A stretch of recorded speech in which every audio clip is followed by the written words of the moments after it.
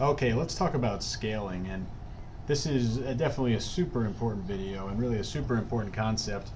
And before we get too far into it, I want to talk about really the idea of scaling being one of the biggest challenges in the business. Definitely, scaling is tough for sure, and I think that it's not only tough in terms of developing a strategy.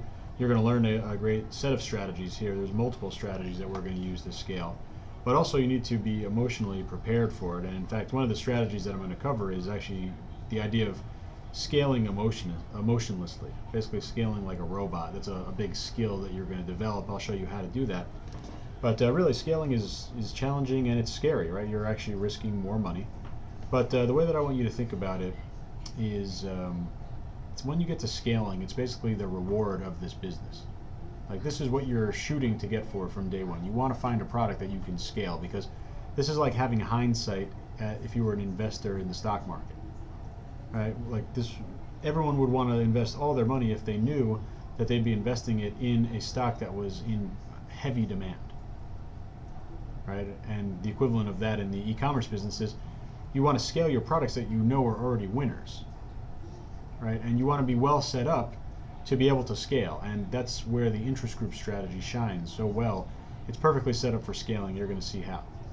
But think of more. Don't be at all scared of scaling. Think of it as your reward. You deserve to be here.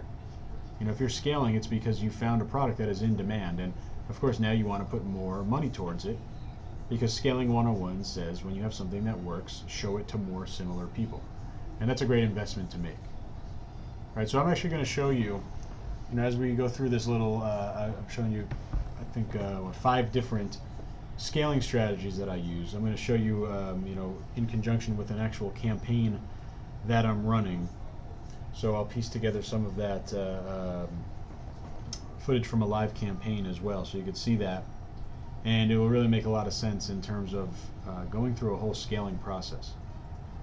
So with that being said, we jump into it. There are really 4 different types of scaling progressions that we're going to go over, right? And they're all their own form of scaling. Of course, I'm talking about scaling ads last, but pixel scaling, the way that you test, that's a form of scaling.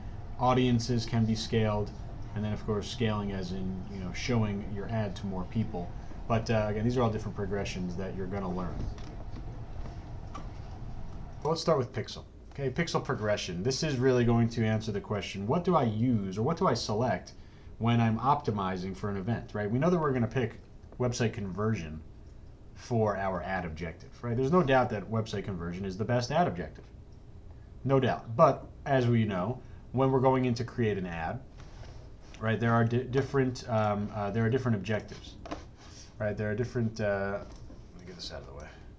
There are different objectives that we can pick. I'm just going to bring up a sample ad right now. And when we pick conversion, we need to pick our event. And this is the progression that you would go with. You're always going to start with add to cart. If you're a brand new store, right? If you're a brand new store, or more effectively, if you are running with a brand new pixel, or a pixel that doesn't have too much information on it, you need to start with add to cart. Okay, and you see over here, I'm talking about this section right here, the actual event that you're going to optimize for. Add to cart. And of course, there are other events in here. We could take a look. And of course, the important one, or the valuable one, is purchase, right? It's being a little weird right now, but you see that it's in there. We're going on add to cart, right? And I'm kind of thinking that I'm not even in the right ad account right now, but either way, you see the point. I gotta make sure I'm in the right ad account, but this is the idea here, right? In this event right here, we are picking add to cart. Okay, and you see in the presentation, we want to move off of add to cart as quickly as possible, but we can't just go right to purchase, because the thing about purchase is, actually, let me step back. A little bit more about the pixel, right? The pixel is going to say, okay, Justin wants to optimize for the purchase event. Okay, great. I'm going to go into the pixel. I'm speaking as Facebook's algorithm right now. I'm going to go into Justin's pixel, and I'm going to pull out all of the people that have done purchases. Okay, and in a great pixel, there might be 10,000 purchases. Right? So you're in a store that's been live for months and you've scaled tons of products. You could have a pixel, a super powered pixel, that has 25,000 purchases. Right? I'm just making up a number. Okay. On the other hand, your brand new pixel has 0 purchases. So Facebook needs to leverage the data inside the pixel to optimize the ad, right? That's what the Facebook pixel is all about. It nonstop captures information to be used in the optimization of your ad. Well, you should already know what I'm about to say next, right? A brand new pixel that has 0 purchases versus a seasoned pixel that has 25,000 purchases, what is going to be more of an asset for Facebook? Obviously the latter, right? Obviously the seasoned pixel. And why is that? It's because they're able to go in there and pull out the data about these people who have made these 25,000 purchases, and then then Facebook is saying, okay, based on the targeting, in our case, based on the interest group that we're using, let's go find people that are going to perform similarly to these 25,000 purchasers. Right? That is super powerful. That is very realistic for Facebook to do a good job on that ad with purchase. Okay? But if you have 0 information about purchasers, how is Facebook going to use the pixel to help? Right?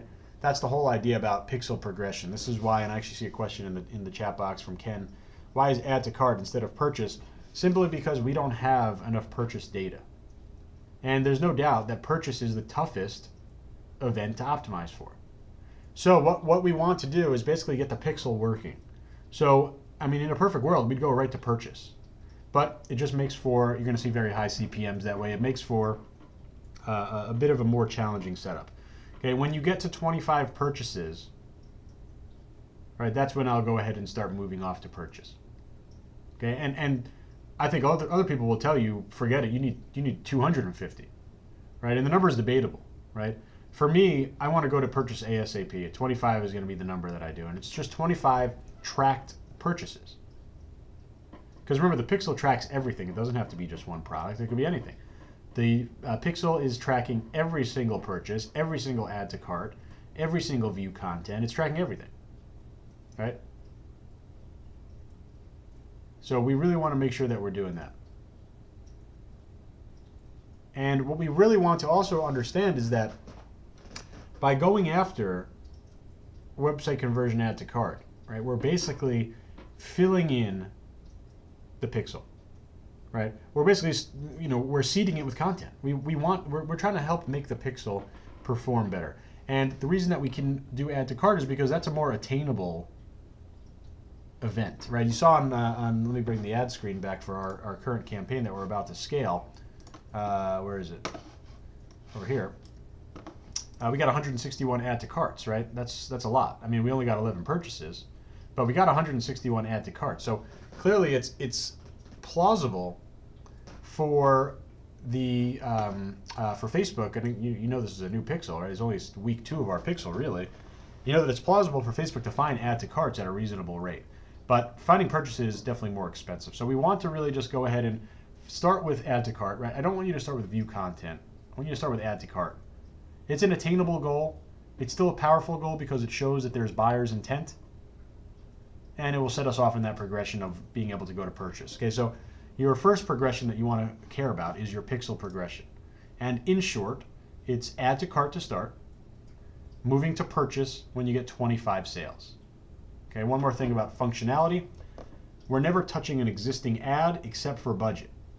So if this happens where you reach 25, I mean, we could hit 25 sales today, right, for our product. Am I going to go in there and edit my ads to change it to add to cart to purchase? Absolutely not. Right? We're never touching anything that works. Now, what I would definitely do is my next launches, they're going to be purchase. Right? My next ads, they'll be purchase once I hit that 25, but I'm not going to go back and change anything. Okay? So, testing progression. Here's another progression. I've kind of already covered this, I think, in the 3rd class. Each product gets 1 test. Right? I think a big misconception here is that, the more tests you give a product, the better it's going to perform, and that's not the case. Every product does not deserve multiple tests. Every product only deserves 1 test. Then, data about our ads, as we talked about, I think in class 2 or 3, right? Understanding the correct data to read, the CPM, CTR, CPC, that dictates if a product gets another test. Okay, I really want you to save your money on the ad testing. That is the whole idea of the volume game, right? We launch a lot of products. All right, this week we're going to be launching 8 products. They'll all get $25 spent. So I'm investing $200 hopefully finding a winner, right? Will I spend $26 on an ad? No, I won't. I'll spend $25 on an ad. I'll save my dollars. I'll save my pennies. I won't even spend $25 and 1 penny if I time it correctly. Right? And of course, it's unrealistic for you to stop it exactly at $25. But my point is, we want to make sure that we're only testing up to $25. That's how our testing progression looks. And after the $25, we just simply look at those scenarios, right? We have the obvious ones, the obvious cuts or the obvious scales, and then those middling ones, right, where we actually look at the back-end stats. Right, we look at the back-end stats. There, you have good stats. Remember, 2 out of the 3 of those good stats that I covered in the last class about reading ad data. 2 out of the 3 are good. You're going to give it another test. If you only have one out of the 3 or none out of the 3 that are good, well, what do? You turn the ad off and you don't test the product anymore. Okay, that's your testing progression. It's very, very simple. Again, it's just going to be the different scenarios, and you'll start to understand these scenarios. You'll be able to read these scenarios and react to these scenarios immediately, right, without thinking. It'll be like, just like reading the back of your hand. It'll be very, very easy, kind of like second nature, right? I could look at campaigns and I could see, and really, I mean, it should only take you a couple of times to do this, right? You look at your front end stats. Did I make profit? Yes or no? Right? Yes? Okay, great. Scale the ad. No? Okay. Turn the ad off. Okay, if no, look at the back end stats. Right? Low CPM, low cost per click, high CTR, great. That's a middling scenario where we have good stats. We're going to give it another try with one more interest group. Okay, and again, I covered that last time. This is just a little review. So, audience progression. Okay, audience progression, this kind of goes hand in hand with your scaling progression. So, we're all in phase 1, right? Up until this point, we're in phase 1 of our audience progression, and that is, of course, interest groups, right? We've been using interest groups, and we've been mostly intersecting our interest groups if possible. That's phase 1. Those are going to be our audiences, our interest-based audiences, and those are certainly where we're going to be making the most of our money. Okay, phase 2, which is going to happen today, phase 2 is going to be all about custom audiences. Okay, you got your retargeting audience, you got your lookalike audience, right? We got all of the audiences that we'd want to build, right? There's also page-based audiences that we could eventually build. That's going to be phase 2, and that really comes into play when we go into horizontal scaling, which we're doing today. Okay, phase 3, international audiences. Well, you'll see that the phase after, or the progression after horizontal scaling, is scaling internationally, right? So we would then need to build international audiences, and these are very simple, right? These are taking your phase 1 audiences and changing the country, right? Instead of United States, we would do our international group 1, and our international group 1 is Mexico, Australia, UK, France, and also New Zealand. That's a very small one. Okay, those are your 5 countries that you would add. Did I say Canada? Does it go? Canada, UK, Australia, Mexico, New Zealand. Yep. So those are the 5. Okay, so we would go there on international, right? And again, that's super simple. You'll see that under scale by scaling internationally. That's going to be, I think, phase 3 scaling. So phase 4 is the same as phase 1, except I told you when we were doing our interest grouping, there's built-in scalability in these audiences, right? Built-in scalability in the audience. You have the ability to simply unintersect your intersected interest group. So let's say you have something like the Cat Magazine interest group, and it's 5 million in size, but you've intersected it down to 300,000. Well, if you're getting all the way to phase 4 of your progression, meaning you found success with interest groups, you found success with the audiences, you found success internationally, now we're going to simply unintersect our audience. So that Cat Magazine example, if we intersected down to 300,000, we'd simply remove the intersect and go back to that bigger number, that whatever it is, 5 million, right? That's how you progress through audiences, right? This gives you tons of upside, right? Again, I call this the reward part of the business, right? We have a product that we know is working. This is our reward. Our reward is now having so many different people in different ways to show a winning product. Right? This is basically like having hindsight in the stock market. You know a product or you know a stock is doing well. Well, of course, now you'd like to kind of push all your chips into it, right? You want to go all in. And I'll teach you about all in the phases that I show you for scaling. Okay, so this is super important. Okay, this is the most important part of, I think, any part of the Facebook ad side of the business. There's two challenging parts of this business. Number one, finding customers. Number two, scaling. And I truly believe that we've, definitely hit a product that's desired, right? I mean, we're scaling it. Spend about $100 on vertical, right on the budget, and we found a product that definitely needs to get scaled. And remember, what is scaling? Well, it's just simply showing something that works. So our phone case, showing something that works to more similar people. And this is what the scaling progression is all about. Different ways for us to reach more people. Okay, we want to reach more similar people. We want to reach everyone in our niche. And again, that's why the interest grouping strategy is so powerful for this business.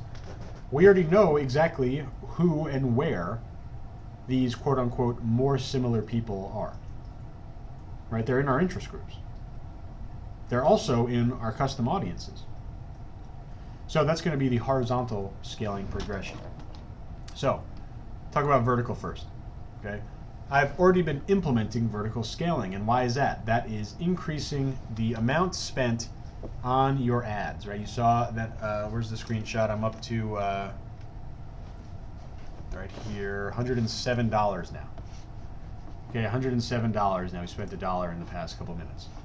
Okay, $107 on our total spent, right? Well, if we were doing $5 a day, it would take a while to get up to $100, right?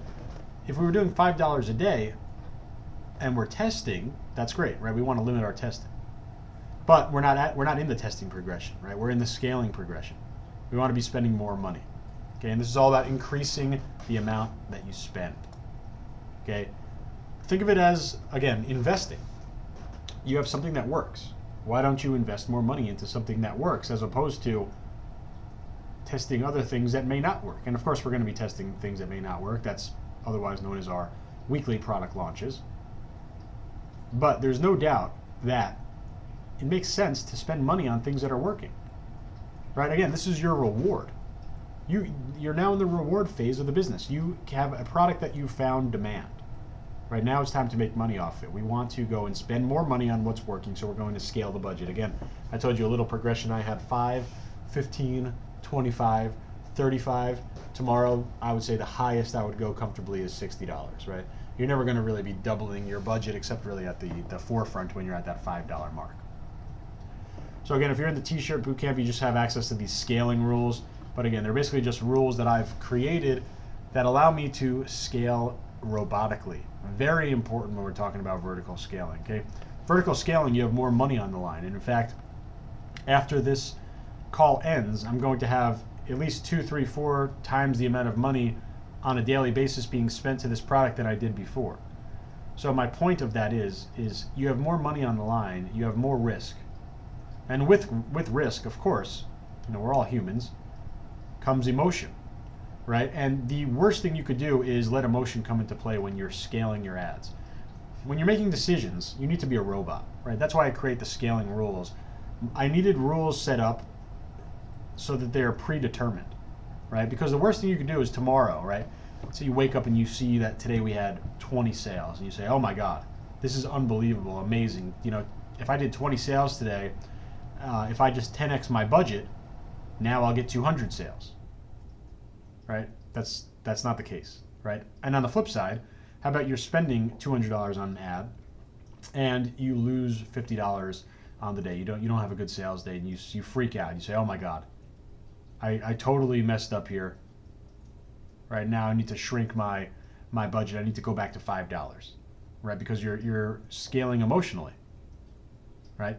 You can't scale emotionally. You need to scale robotically. So having a scaling rules, and you don't even need to use mine. You could create your own scaling rules. Basically, the idea is that you have the exact actions that you're going to take predetermined, right? So if you sell 5, you're going to do this. If you sell 10, you're going to do this, right? If you make 100% ROI, you're going to add X to your budget. If you make 50% ROI, you're going to add Y to your budget, et cetera, right?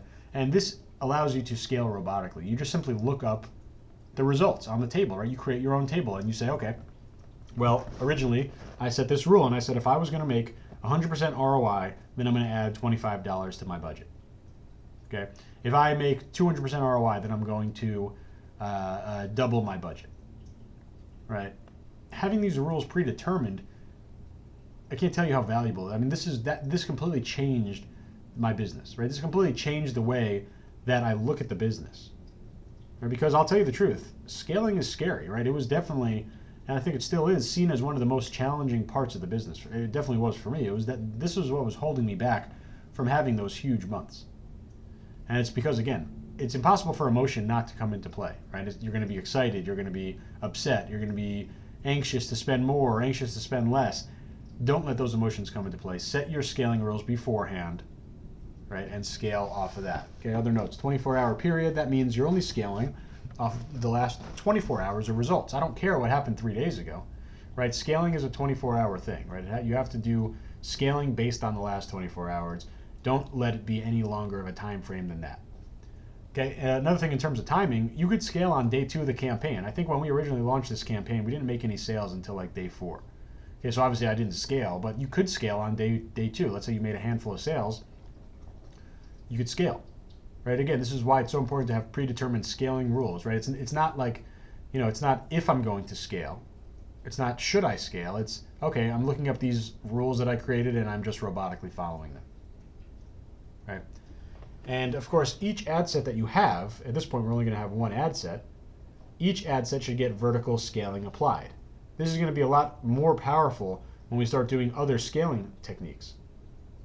Because everything will funnel into this vertical scaling idea. You're going to see how powerful it is when we go over the next one, horizontal. Okay? So vertical scaling gets applied to everything, right? The whole idea here is, again, we want to have ad sets that are working, and then we want to spend more on what's already working. Okay. So specifically, I wanted you to see an example of what your scaling rules could look like. This is what I would use. This is what I do use for products that have a $10 margin.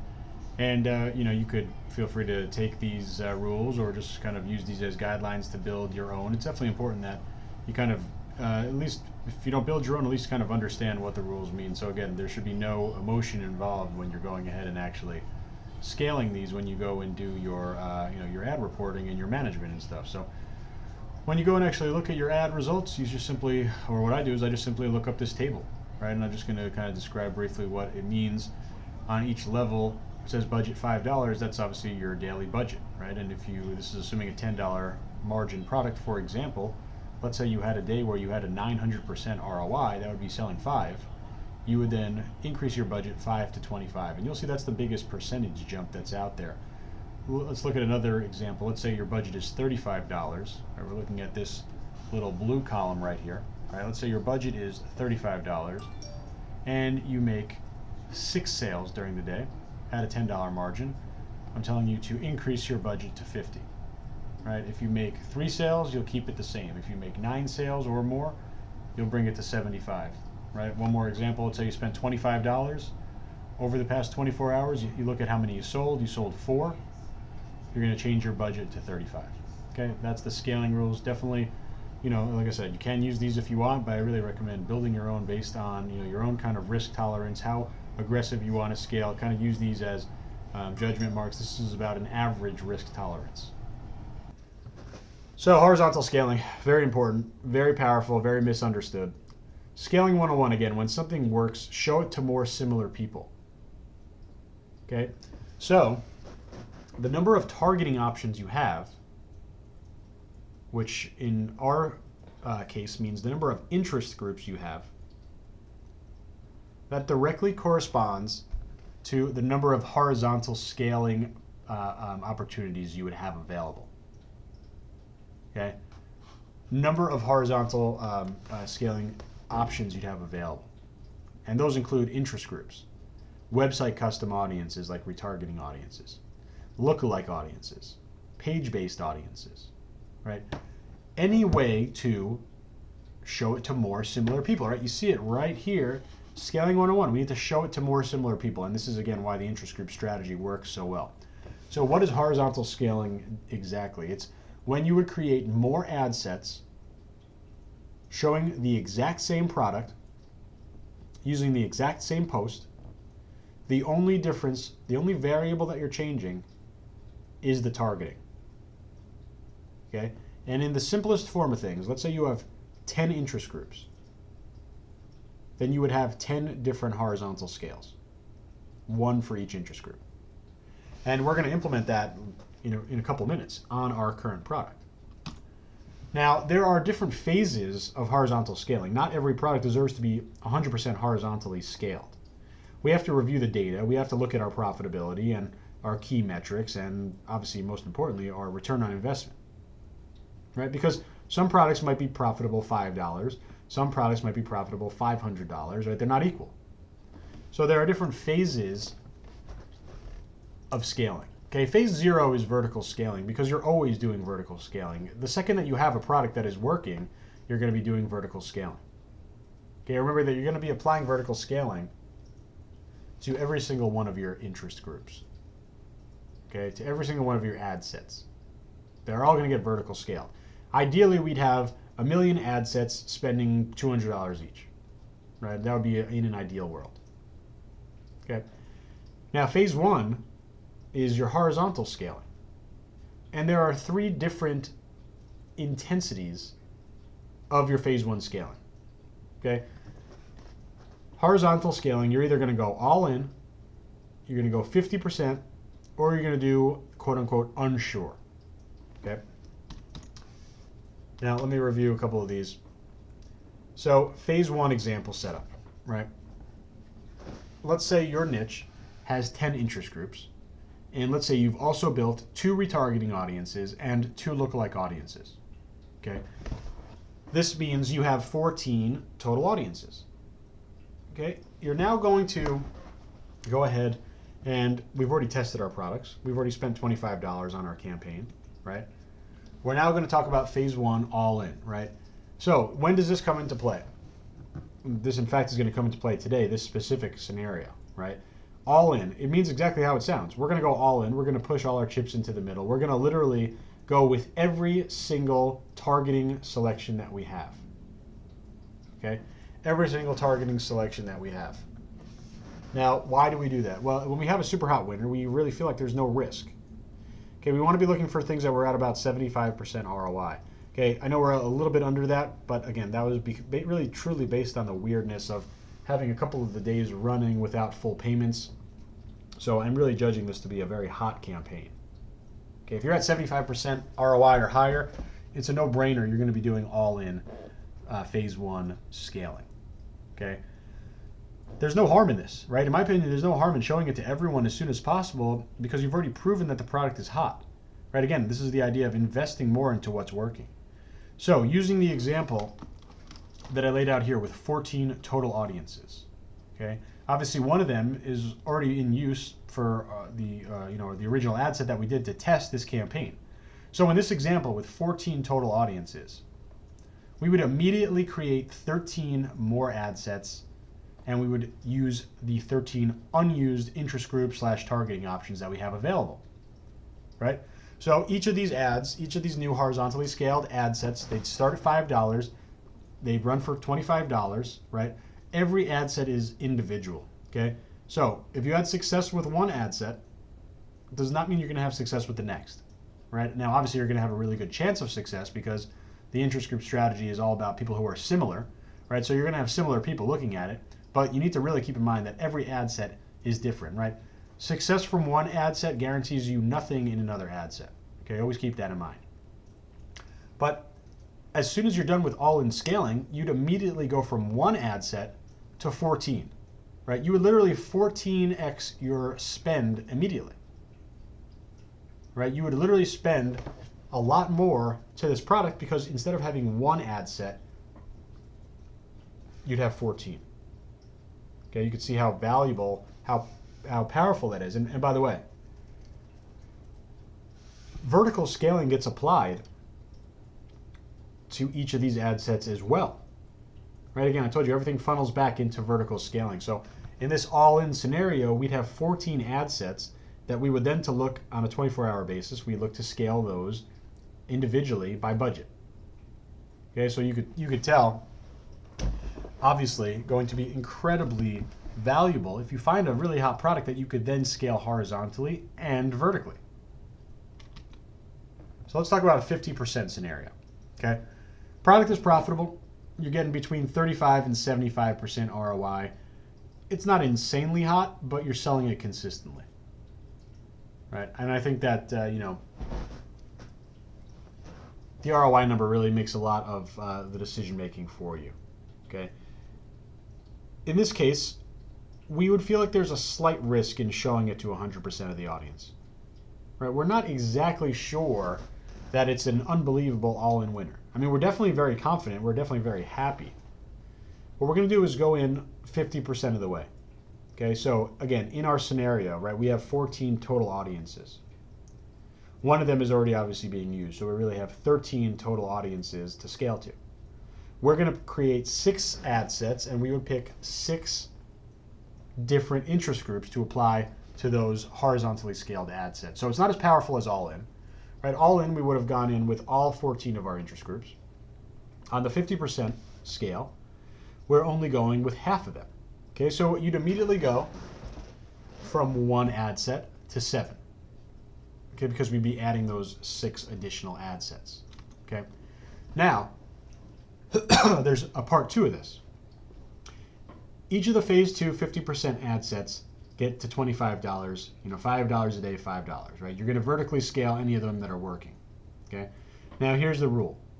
If you pick up 2 more winning ad sets, basically that means at the $25 mark, if 2 of these horizontally scaled new ad sets, right, out of the 6 you created, if 2 of them are winning, aka profitable, then we'll scale the other 50%. Basically, then we'll go all in. Right, we'll exhaust our options for targeting. Okay, so in part 1 of this scenario, we added 6 ad sets, so we were using 7 out of our 14. Once we find 2 more winning ad sets, we now want to go all in. We want to add the 7 unused targeting options, bringing us to we now have 14 out of the 14 targeting options used for this hot product. Okay. One more scenario. Phase 1 scenario, unsure. Okay, and in fact, you already know about this because this is kind of that one more test scenario that I was giving a couple of weeks ago about that middling scenario, right? Product is slightly profitable, close to break even, or it has good stats. And this is kind of quote unquote unknown but worth the gamble, right? We just don't know. We think the product might be worth it. We're just not sure if we matched it up correctly, right? This is where we would look at those back end stats, right? Front end stats were not profitable. Back-end stats, CPM, CTR, CPC, right? If we hit 2 out of those 3, this is where we would jump into the unsure scenario.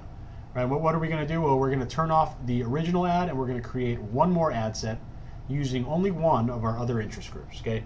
The key here is that we'd want to use our quote-unquote best interest group. Right? At the beginning, you may not know what your best interest group is, but certainly you'd want to use the one that would give you the lowest CPM. Okay. So in this case, you would either have 2 ad sets running or 1, right? You might have 2 if you decide to continue that original ad set, right? For example, let's say you're just at break even for that first ad set. You don't necessarily need to turn it off, but you definitely want to go into this unsure scenario and add in 1 more. And remember, no product will ever get a 3rd try, right? So you give it a 2nd try on the unsure, but you're either going to then jump into full horizontal scaling or you're done. Right, you're never going to give a product a 3rd chance. Okay, so those are 3 scenarios, and of course, there's part 2 to this scenario, and you can guess what it is, right? If you pick up a winner, if you prove that this unsure test turns out to be profitable, then you just go right back up the progression. Then you go to your 50% your 50% horizontal scale, right? And then if that 50% horizontal scale works, we already know what to do after that. We would then turn it into our all-in scale, right? So that's the horizontal scale. I'm going to talk about this. I'm going to talk about a couple other scaling strategies that would be basically progressed next week if our horizontal scale goes well. Okay, and a couple of those are going to be right here. Phase 2.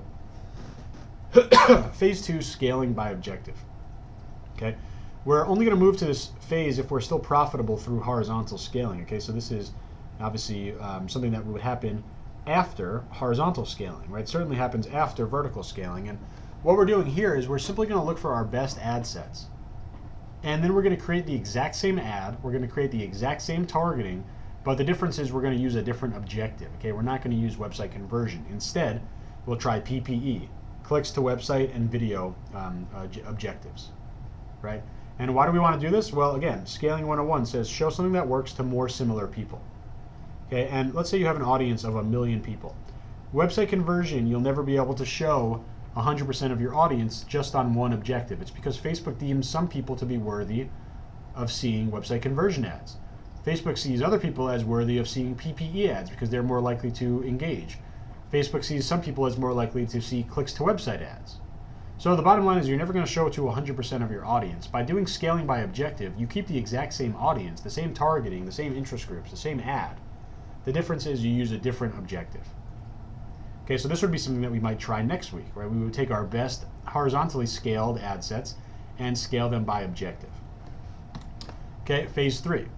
This would be 2 weeks from now. We would move on to this phase if we're still profitable through objective scaling. Okay, and you're going to take your best performing ads, and at this point, they could be any objective, right? You might have clicks to website working, you might have PPE working, you might have website conversion working, you might have video views working, you might have all 4 of them working. All you're going to do is take your best performing ads, you're going to duplicate them, and you're going to make one change. You're simply going to take out United States, and you're going to add in Canada, Mexico, UK, Australia, and New Zealand. Okay, those are going to be the 4 countries that you would want to, the 5 countries you'd want to scale to. Okay. Now keep in mind, sometimes you will have to make changes to the targeting. For example, you might have to remove some intersects because the overall population of these countries are going to be smaller than the United States in terms of Facebook targeting. Okay, so we're progressing down here. You would get here if you had success through objective scaling. Okay, and one more, phase 4, scaling manually. Right, we're going to move to this phase if we're still profitable through international scaling. Right, so again, this would be looking like about 2 or 3 weeks out. Right, in this case, you take your best performing website conversion ads and you duplicate them, keeping everything exact. Right, you don't change anything. The only thing you're changing is you're going to change your bid type from auto to manual. All right, so now I want to show you. This is actually going to be a live scale that I've done. I'm going to basically jump you right into where I'm at in this kind of setup. So I have a product. I did I did my niche testing, and I found that the product was a winner. I scaled the ad to about $105, profitable on it, and I made about I think 13 orders, 15 sales. So I was definitely profitable on the product. It's a drop ship product, and now I've already done some vertical scaling. Right now, it's time to do horizontal scaling, and you're going to see how basically your scale will explode in terms of. And that's a good word, right? In terms of really just kind of overnight, really in just a matter of minutes, you'll see we'll go from 1 ad set to 8 ad sets, and that obviously means we have 8 times the amount of chances to make more sales. Right? We have 8 times the amount of chances to now do vertical scaling because everything funnels back into vertical scaling. So again, you're going to jump right into watching me do a actual live horizontal scale after doing a little bit of a vertical scale as well. Okay, so we have wedding magazines, we have wedding websites, we have wedding celebrities, and we have wedding stores. We also have wedding broad, and we have wedding demographics. So we have 6 total audiences that we're able to build horizontally. So we would be, and obviously we're using one of them, right? So we're immediately able to duplicate this ad 5 times, right? Because we have 6 interest groups, one of them is being used. We want to go horizontal all in. So what are we going to do? We're simply going to scale 5 extra times. And we can literally just do this. Check this checkbox, duplicate ad set. Okay, it's going to take everything the same campaign, obviously the same post, right? We have our little post here, if you're engaged or married, game over, here's the link, etc. Right? We don't need to change the post. The only thing we're changing is our targeting. Okay, so we're going to come over here and click edit. Okay, now because I'm duplicating this off of my original one, I want to be sure that I'm taking this budget to $5. Okay, we're starting all of our ads to $5. Okay, add to cart, we're keeping add to cart, of course. The only thing that we're changing is our targeting. Okay, now remember this is specific to phone cases, so of course we are keeping our mobile device user base. But what I'm going to do over here next take this out. I'm going to enter in my other interest group. And we could do, let's just do wedding magazines first, I guess. Okay.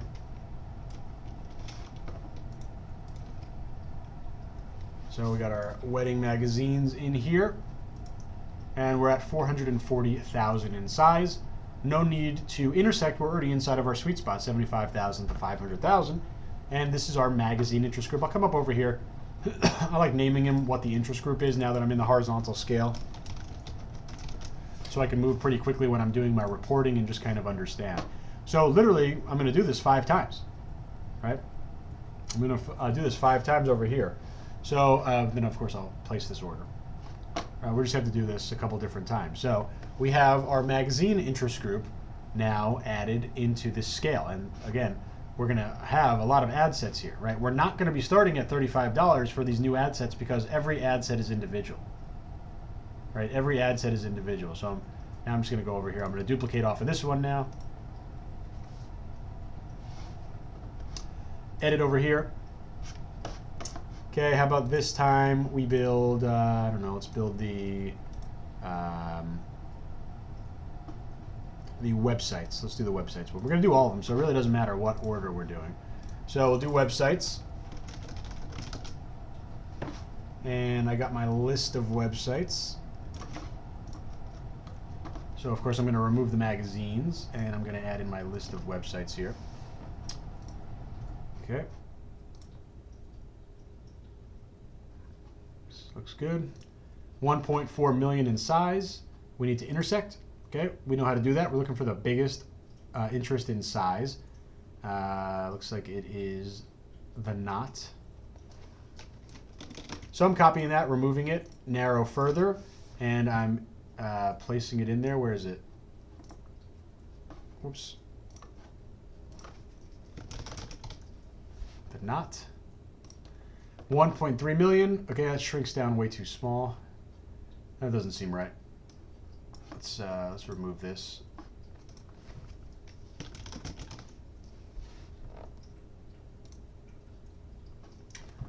So that's obviously just something weird with Facebook. Let's try Style Me Pretty instead.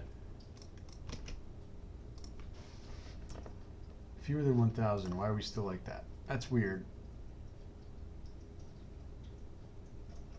Let's see.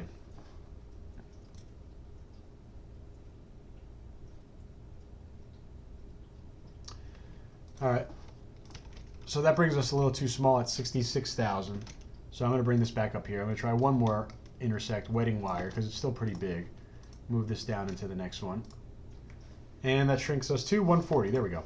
So that's our sweet spot, 75,000 to 500,000. We got 3 levels of intersect. Obviously our base, just mobile phone user. Then our wedding websites and intersected with wedding wire. So we're looking over here. Did I save? Yeah, websites interest group. So I'm going to save that. Okay, we're going to do it again. Let's do the celebrities next. Yeah, the wedding celebrity interest group. So let me place this order. Okay, this is going to be our interest group of celebrity wedding planners. So we're going to go ahead and duplicate the ad set again. Edit. Okay. Celebrities interest group. Come down here, keeping our $5 budget. Removing this. And I'm copy and pasting my list of, what do you call it? Wedding planners. A couple didn't make it over there.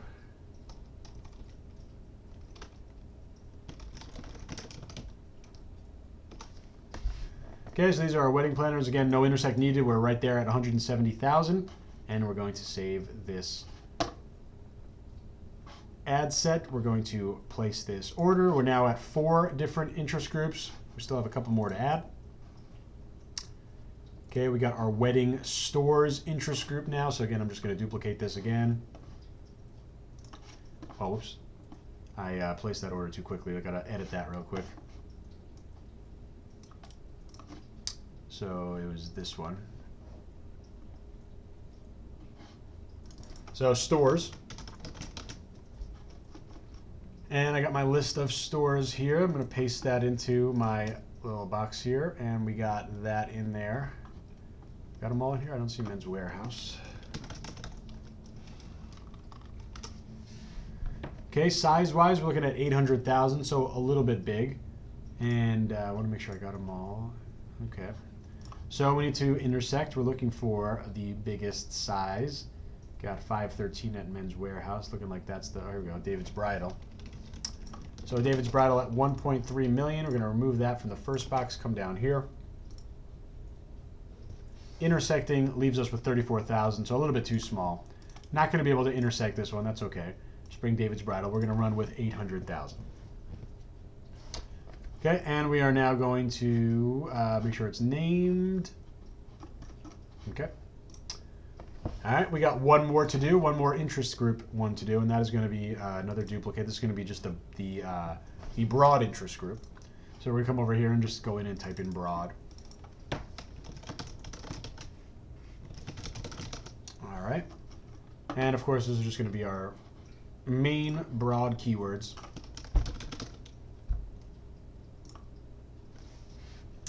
$9.7 million. Totally normal, right? We're doing something very broad, right? We're going to see huge numbers. That's the whole idea of broad. And we're going to save this. So again, we had one ad set just 10 minutes ago. Now we have 6, right? Now we have 6 ad sets over here. Okay, we have 6 different ad sets. And this is looking like a really nice scale. Okay, now there are a couple of other audiences that we'd want to build. Okay, so because we have 8 ad sets running to a product that we already know is in high demand, right? And ideally, we'd see this number be something like $200 in a couple of days, right? And imagine if we had 8 ad sets running at $200, and then we start doing international scaling and objective scaling and manual bidding. One product can carry you. I call it the 95-5 rule. You've heard of the 80-20 rule, right? 95-5 rule. You're going to make 95% of your money through 5% of your products. Meaning the winners are going to carry you not only for weeks, for months, right? So this is what you'd love to see, right? In a bigger niche, let's say in the cat niche, I have 11 interest groups and I have 5 different audiences, right? So that ad set, that scale would look even bigger. In fact, it would look double the size of this because I'd have 16 horizontal ad sets. Okay? The idea is that you're maxing out because you know that a product is working. You're then maxing out, and we should see this number, this number right here, be significantly higher just tomorrow, right? Because today we were going to spend 35. Now we're spending 40, 45, 40, 45, 50, 55, 60, 70 bucks. So we doubled the amount that we spent, right? So this is the scaling. I see some questions about the scaling rules. The jumps are small, right? So I went 5 to 15 to 25 to 35 over 4 days, right? I did not go from 5 to 35. That would definitely hurt your campaign. Okay.